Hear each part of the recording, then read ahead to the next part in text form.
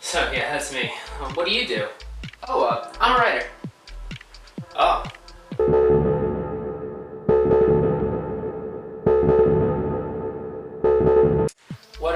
What do you write? Mostly science fiction and fantasy.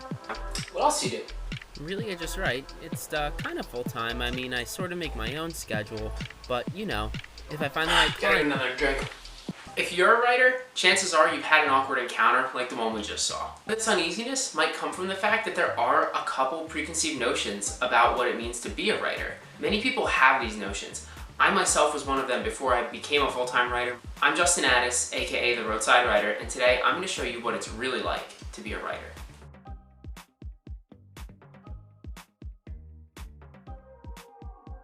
Coming right up are 4 examples of things people tend to think about writers and their true counterpart.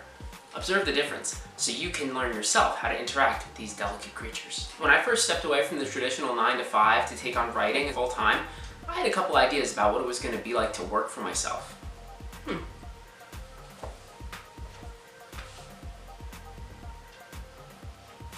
Wonder how book sales are doing.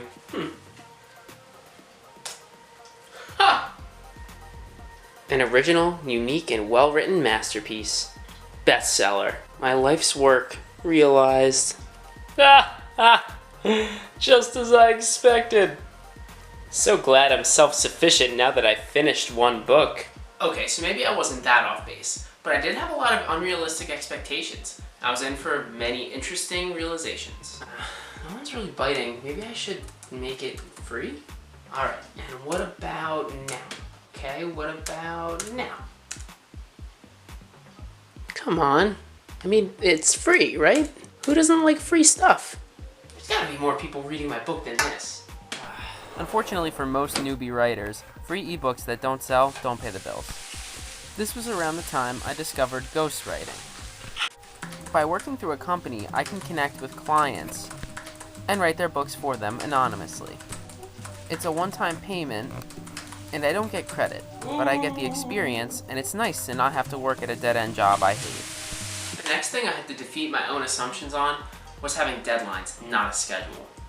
Many writers will tell you that as long as they meet the deadline for a certain project, they really don't have a set schedule on how they have to get there, as long as they finish the project before the deadline. I, like many, had my own idea of what kind of freedom that would entail. Mostly this involved sleeping until whenever, not using an alarm to get up. Altering my morning routine to however much fun I could fit in.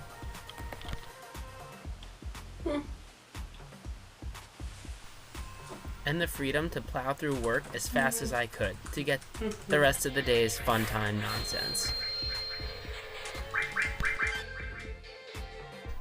Realistically though, most people need a schedule, even if it's not for their job. Writers are no different. We may be an odd subspecies of human, but we are still human. As a writer, you'll undoubtedly come up with your own version of a schedule like this one. You'll find yourself perhaps struggling to pack everything you care about into a day that you thought was going to be filled with unlimited freedom, like fitness, self-care, and of course preparations for work. Something else I had to adjust my thinking on once I became a full-time writer was how much I was going to read.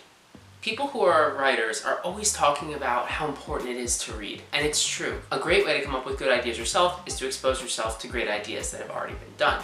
I went into full-time writing thinking I was going to have a ton of time for reading because I was going to plow through my ghostwriting early in the day and have the rest of the day to do fun time nonsense. Oh, rudimentary at best. I could have done it better.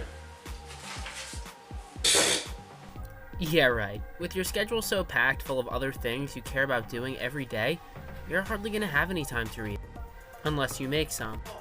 So, pooping time is productive time. What? Time to wipe. Another really weird stereotype of being a writer is that we're always drinking, and it's usually liquor, like expensive bourbon or whiskey or scotch. I kind of was thinking the same thing.